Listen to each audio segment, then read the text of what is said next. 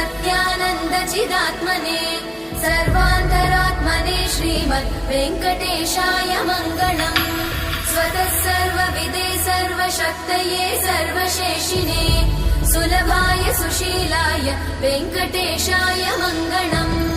परस्मै ब्रह्मणे पूर्णकामाय परमात्मने प्रयुञ्जे परतत्त्वाय वेङ्कटेशाय मङ्गलम्।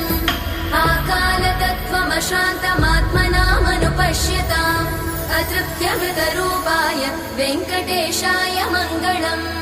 प्रायस्वचरणौ पुंसां शरण्यत्वेन पाणिना कृपया दिशते श्रीमद् वेङ्कटेशाय मङ्गलम्। दयामृततरङ्गिण्यास्तरङ्गैरिव शीतलै अपाङ्गैः सिञ्चते विश्वं वेङ्कटेशाय मङ्गलम्। स्रग्भूषां